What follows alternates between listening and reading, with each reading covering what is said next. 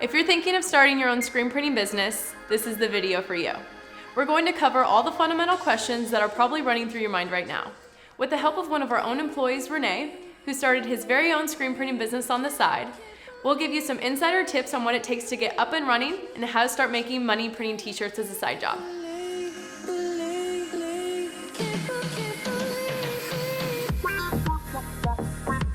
So Rene handles advancing our manufacturing technologies at BELLA+CANVAS. Rene, can you tell us a little bit about how you got started printing tees on the side? So my story is like a lot of printers, where I learned early on in high school. Being a student, there wasn't a real way to make any money, and having to pay for gas and equipment, all that stuff.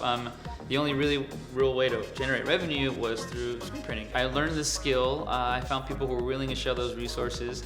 That sparked an interest in apparel, which landed me at American Apparel.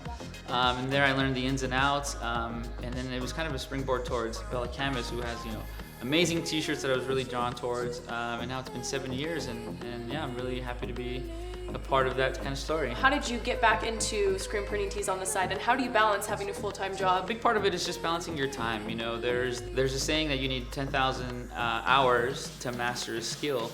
And I think people, there's a misconception that 10,000 hours happen in big chunks, and it's not about it being one long commitment. It's about an accumulation of minutes and seconds, over time, 15 minutes here, half an hour there, maybe a couple sleepless nights, but maybe you don't, binge a Netflix show, and you invest a little more time on printing and trial and error and things like that. A couple hours a day, an hour a day really is all you really need to just research, You can jump online and say, what is printing? You can find videos online that are like 10-15 minutes to give you a quick little recap. So it's not a big time commitment. I think it's just deciding that you're going to pursue it. I think that's the biggest challenge, is deciding that you want to do it and pursuing it, other than just kind of tiptoeing around it. Because once you jump down that rabbit hole, you're going to find something that draws your attention, whether it be a technique or a fabric. And so in pursuing that, I'm sure you're going to find something that is going to draw you towards it. And can you share with us what resources you use? Yeah, so first and foremost, definitely the BELLA+CANVAS blog. Not just to plug it, but it really is a really helpful, informative way to find out not so much about the inks and the techniques, but more the fabrics, which is such a big part of printing. I think there's been in the industry a big emphasis on techniques and inks, which is great. But if you're not printing on the right kind of fabric, it's all just kind of for naught. All those techniques just kind of fall flat, Right. There's so many different fabrics in our line, and there's so many different printing techniques. That's right. And certain techniques work with certain fabrics. That's right. Yeah. So, and it's knowing how to mix the two. Another great resource. I really want to recognize the people at Ryanet, because them alone, their library's got to be like 10,000 hours of just informative. I'm sure. Yeah. And so, it's great because they do everything from just beginners. You can go in and just learn just the basics to, taking and showing even veteran printmakers, new techniques and new technologies that really will help further advance the printing. And I'm sure people are wanting to know, what is the cost to get started? I found that honestly with like $500. You could totally start with $500. Yeah. Really? That's all it takes, and that's honestly probably on the higher end. Higher end. Okay. Yeah. So you could find, there's so many options for just simple like tabletop presses.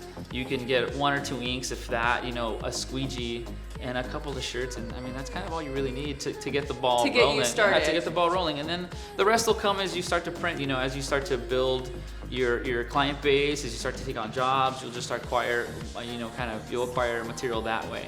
So it's not about just stocking your shop before you're getting going. It's just going little building up as you go. Yeah. Baby steps. Baby steps. That's right. So how do you determine what you're going to charge your customers? That's another great question. Yeah, I think a big part of that is just the value to the customer.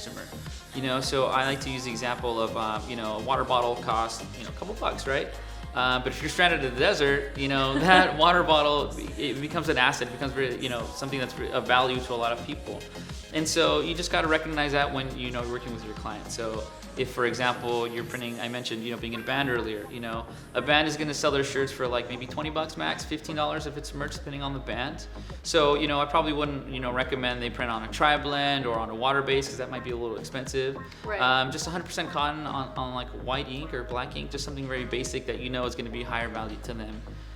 Versus doing crazy technique or a crazy kind of fabric and multicolored, just something basic like that. It's really just reading your client and knowing the kind of value they're going to attain from the garment that you're printing, right. And that's knowing really their budget. Knowing their budget, and that's just kind of how you set the bar. And do you have minimums?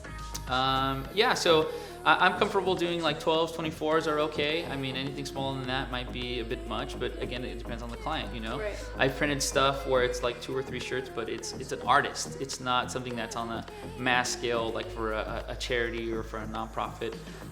So I mean, into a client who is an artist, they're able to market that for a lot higher retail price. So for a little bit more. Exactly right. If it's for like a gallery or things like that versus like something that's gonna be like uniform for a lot of people. And do you mind giving us an idea about how much money you make on this side? Yeah, it varies. It can vary month to month, you know, depending on the type of jobs you take. But easily, if you're focusing enough time and effort into it, you can make a couple thousands a month for sure. How do you find your customers? I mean, really, it comes down to, you know, being your biggest cheerleader, letting people know that you're offering these services. That's how you get jobs. You know, I can't stress enough how much networking plays a big part of it. You know, when you're your own cheerleader and you let people know that you're offering these services, when the opportunities come up, they keep you in mind, and that's how the ball gets rolling. Social media is so huge. I can't stress enough how much for us personally, for me personally, it's just been really networking.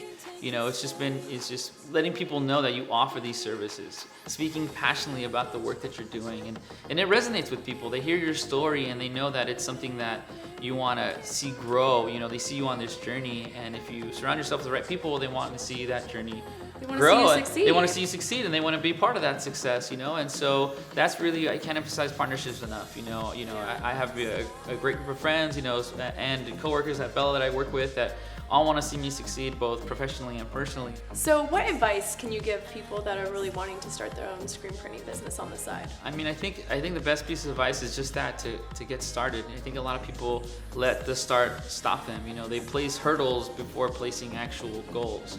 You know, they see this giant mountain and they don't know how to start to climb it. And so I think you just make that decision, you just get started. You know, you invest in a simple tabletop press, you buy a shirt or two, a couple of inks, and you just get started. You know, there's so many resources out there, like we said, like the BELLA+CANVAS blog, you know, Ryan, all those guys. You know, so it's very simple to get started. If you really, you know, decide that you want to commit and turn it into a business, you know, there's places like LegalZoom, obviously, who offer, you know, a great subscription-based model where you can pay a couple bucks a month and they'll put you in touch with an accountant and a lawyer. You can set up your LLC. Yeah, it's super easy. You know, even before that, if you want to just get a seller's permit to be able to buy wholesale, I don't think a lot of people realize that those are actually free. You can, yeah, it's free, I get right? That question yeah, a all lot, the time, actually. right? Yes, and so. So it is free? It is free, yeah, that's right, yeah. So in California, you reach out to the Board of Equalization. All you really need is just a form of ID, and it's free. They just want to make sure that they have a way to track any taxes that you need to pay moving forward.